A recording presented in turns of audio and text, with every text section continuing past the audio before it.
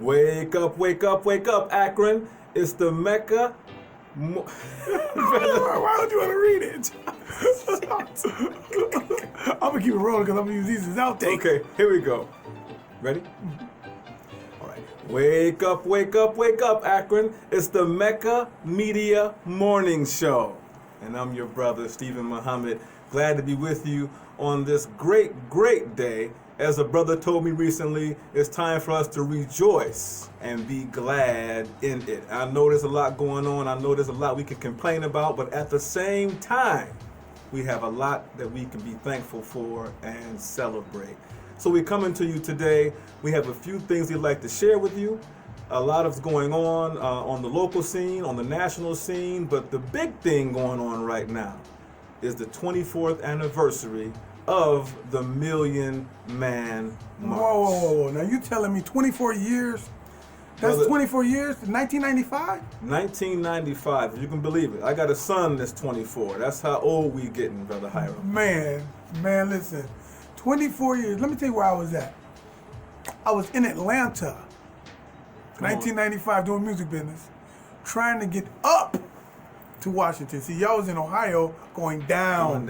And we were trying to get up to Washington. Needless to say, we wasn't driving Bentleys and Range Rovers back then. No, we were on a lean camel, as they say. But what a day, and maybe you can show some excerpts from the event, because a lot of these who are watching right now, they weren't even alive, brother, when this was going on. They missed the biggest miracle in the history of the world. So when we talk about the Holy Day of Atonement, let's just go right through the thick of things, man. Sure. That terminology, break it down to me as if I was 5 years old. Atonement, or we could break it down and say at-one-ment. But the atonement process itself, as the Honorable Louis Farrakhan was doing Stop the Killing tours, he was working on ways to prevent a lot of the violence, to curb some of that. The crack cocaine was just taking root in the black community. We were feeling the effects of it. And the Honorable Louis Farrakhan was inspired to try and do something that would curb the plans of an open enemy, in this case, the United States government, that they wanted to come into the black community and kill black men wholesale. Ooh. They already had billed us as criminals by nature, right? And they were already establishing concentration camps. And this is real. You can check this out. Just as a footnote to that, Senator Kirk and Senator Durbin of Illinois, they wanted to go in and arrest 13,000 gangster disciples in Chicago. This was about 4 or 5 years ago. And the question becomes, where would you house 13,000 gangster disciples if Cook County Jail is already full? That was a hint and a whisper that we already have housing ready for them. And that would be a trial run in Chicago to take place all across the nation. So in 95, seeing the plans of an open enemy to come against us in actual warfare, the Honorable Louis Farrakhan called for 1 million black men to come to D.C. on a Monday and ask Almighty God for forgiveness for our derelict of duty as husbands, as fathers, as just general protectors in our community. You remember Menace to Society was out. Mm-hmm. You remember that Death Wish 1 and 2 and 3 were out, and Boys in the Hood were out. All of this were preludes to prime the thinking of a people, that when these moves were made on us, they wouldn't ask any questions, because we already had been thought of in the minds and consciousness of our people and other people as well as criminals, as thugs, as hustlers, pimps, pushers, and all that kind of stuff. But on October 16 of 1995, not only did the minister get 1 million, but 2 million came. And they were gangbangers. They atoned for the innocent slaughter of young people, of innocent bystanders. And many of them went home and joined churches. They joined grassroots organizations. They adopted children. Many of them did exactly what the Honorable Louis Farrakhan asked them to do. But the big thing that was missed was the plans of an open enemy to bring us into these concentration camps and bring tanks, just like you saw in Ferguson, Missouri, to bring those tanks into the community and deal with us like you would a violent, hostile enemy. That was on deck 20 years ago. And that one event changed the trajectory of those plans. And what happened since then was they regrouped, Brother Hiram. They got together and they said, we have to find a way now to bring us back to sleep. And they used hip hop, which became rap music, one of the major ways that was accomplished. Hey man, that's a deep point. Let's keep it there. You said they used hip hop, which became rap music. Now, I know that you know exactly what you're talking about because you're from that hip hop paradigm. Okay. That's right. And we be teasing each other, but you are a real DJ. That's correct. I'm talking about vinyl, wax, Technic 1200s, and everything. So you said they used hip hop music, turned it into just rap. They took the culture away from the music and infused some foolishness, like the gangster raps and stuff like that, the disrespecting the women, and up into now, the demasculinization, if you will, in your skinny jeans. Brothers, you're not walking around here in skinny jeans when you're out of your uniform, are you? No, sir. No skinny jeans here, brother. But they try to tell you that's the culture. Yes. And stuff like that. That's the culture. Now, the question I want to ask you is, does the culture dictate to the music, or does the music dictate to the culture? The old saying is that life imitates art, and music is one of the primary art forms. And the artists are forward thinkers. They see outside the box. They bring to you something brand new. Music is supposed to inspire, and it does that. But what is it inspiring now? Music is as natural to us, beloved brother and sisters, as breathing. So a scientist of evil can use that to come in and then usher in ideas, concepts, and thoughts, change the culture until we have what we see right now, something degenerate. When KRS was here, he made the point that hip is the mindset, hop is the activity or the what comes out of that mindset. Right? Now you have rap music, which is generally speaking a watered down version of an individual who doesn't usually write his own material. And somebody else is writing for us now. Let's keep that all the way real. And we're bringing in samples. We're bringing in content. We're bringing in messages that facilitate something very different. That glorify killing. That glorify the use of drugs and other substances. And remember, our young people are distraught. They're already depressed because they don't look out into the future and see anything good for them. All they see is darkness and nothingness. And that produces a general sense of urgency, a general sense of depression. And when you look out and don't see anything good coming for you, if I walked out of here right now and it was just dark outside and stayed that way for the next 5 or 6 days, my mood would alter dramatically.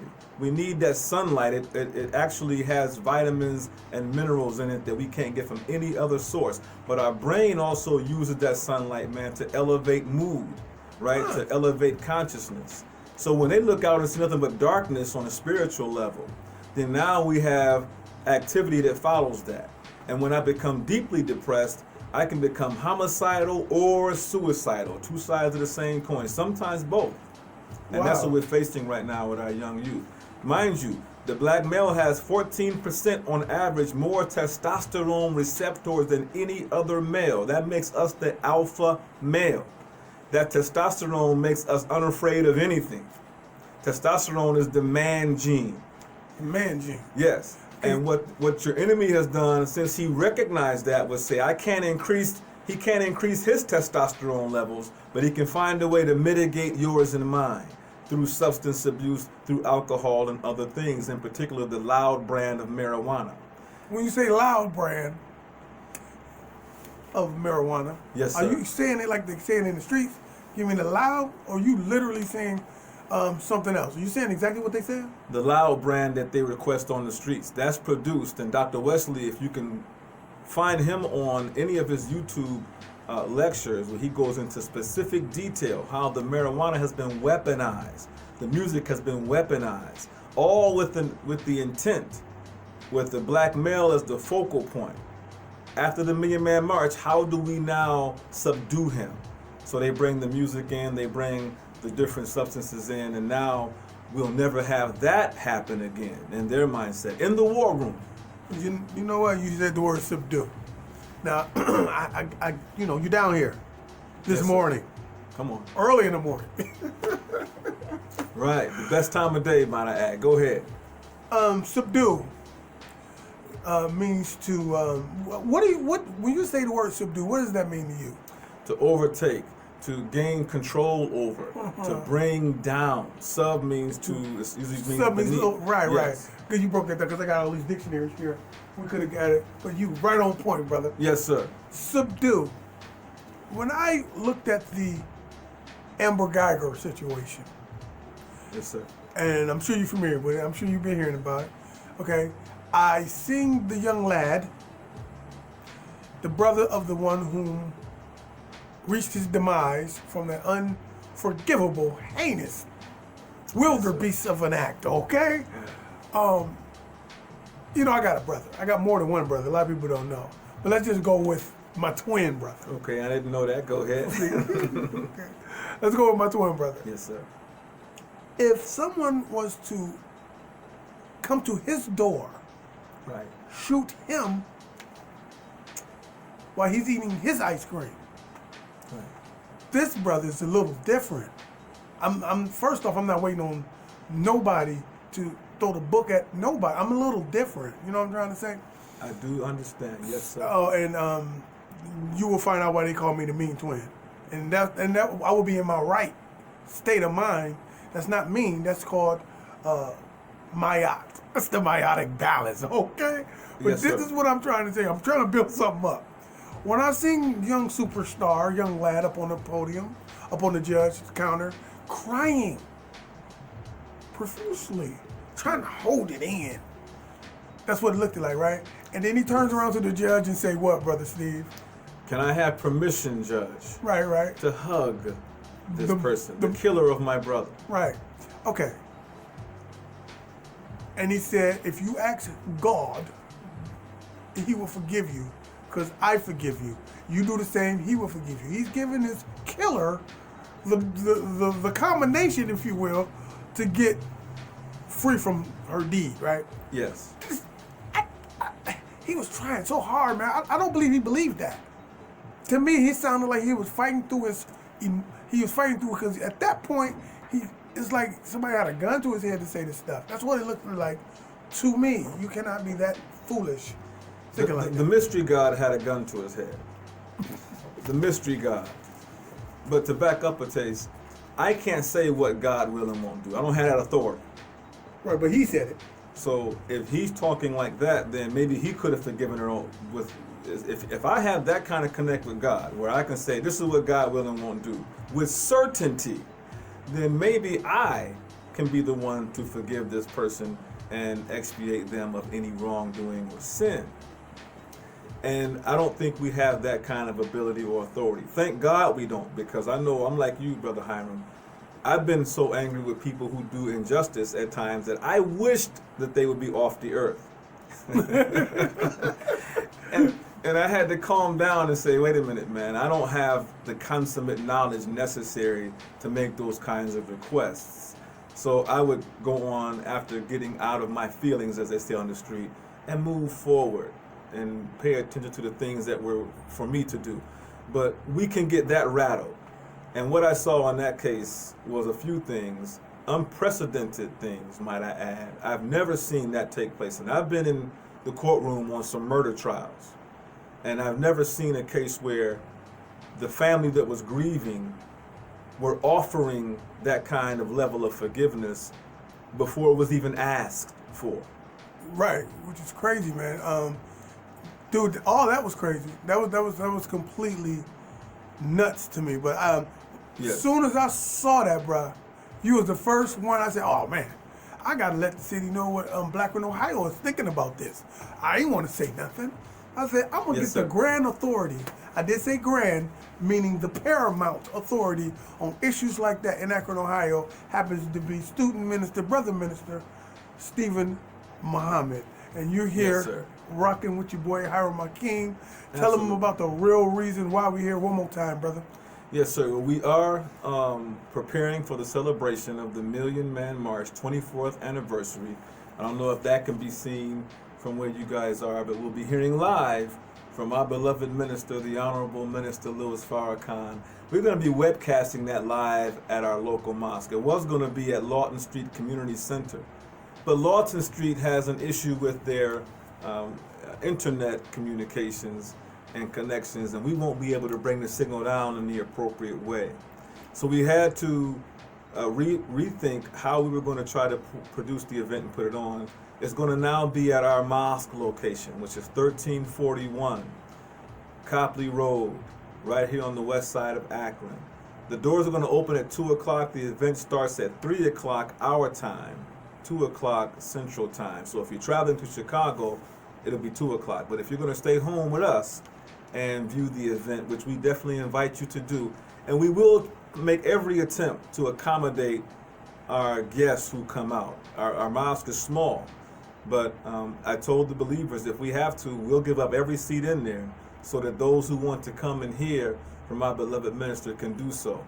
What we saw with that case with our young brother from Dallas, in my estimation, is what happens when we have those serious breaks from reality.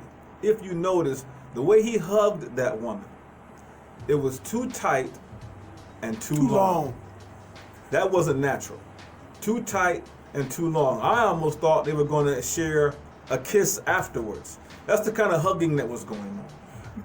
And that's symbolic of the thinking that black people in general have. Now, Black Twitter ate this brother up alive. Oh man, that was crazy. Black Twitter didn't give him a pass on this. I'm sure he didn't. But what that showed me, Brother Hiram, was our consciousness is actually elevating. I know we see things that would indicate something else is happening with us, but there's a gulf taking place. Those who are in darkness, they are going deeper into that. But those who are waking up, they're elevating at much more accelerated rates. So the great division is taking place. The wheat and the tare are being separated. And we need that to happen so we can know who's who. Because believe me, when Minister Farrakhan, who has been among us now doing this work for 64 years, when our beloved brother is no longer among us, when he ascends, as we call it, and the earth quakes and the sun goes down and it really is dark outside, if you don't have a light, as the 57th surah of the Quran talks about, then you won't have a light. If you don't have one, you won't have one. And those of us who do have one, and that light means something that's illuminating from within us, that we were able to install while the opportunity was there to do so. When Jesus was among the disciples, they had an opportunity to do something great, as well as those that were being taught by him. But when he ascended, then those disciples became apostles. They had a light, and they went forth and did the kind of work that he was doing on a grand scale. They could now do collectively in like manner. So we believe that that's where we are in history. And we don't want you to miss this opportunity, man. If you can be there Sunday, October 13, 3 o'clock is when the program is going to start. Our time, doors open at 2 o'clock, 1341 Copley Road. We can't wait to see and be with you then. Hey, man, I'm happy that you're going to have your face in the place. Absolutely. And I'm happy that you came down. You know what I'm saying? We haven't been together for a while, so this is spot on. Right. I said, listen, we got to make it all the way official. Listen, tell somebody if they want to come out and just represent with you guys on any other times other than this special occasion. Go ahead and put that out there right quick. Absolutely. Wednesday night is our general meeting. We may have a live lecture. Sometime we look at videos of the minister and discuss them. Sometimes we just have a presentation from one of our 9 ministries. That's 8 to 9:30 on Wednesday. Friday night is self-improvement study group, where we look at one of the 21 self-improvement study guides that we've been given from Minister Farrakhan. That's 7:30 to 9 o'clock. And then, of course, on Sunday, that's the big day. That's game day, where you can come out and hear a live lecture. And generally speaking, our meeting starts on Sunday at 11 o'clock a.m., goes to 1 o'clock. I like that. Do you get people out in time for the football game? They usually get out of there in time for the game. So if the game is your primary focus for all the Browns fans out there, you're a Browns fan, right, Holland? Yeah. Isn't it obvious? What you talking about? Yes, sir. Whatever I know we like to unwind because you got Monday coming up right after Sunday. Mm-hmm. And watching the game is one way that we do it. I wouldn't want to take that from us, even though some of us are still boycotting the NFL and what's going on with our big brother Colin Kaepernick, man, and that whole endeavor. We can discuss that another time. Right. But we won't take that from you. Come out, spend some quality time with your brothers and sisters, and then you get home in time for the game.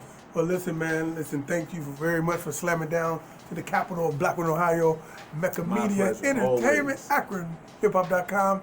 Listen, man, real quick, tell somebody why it's important that they read the Reporter newspaper.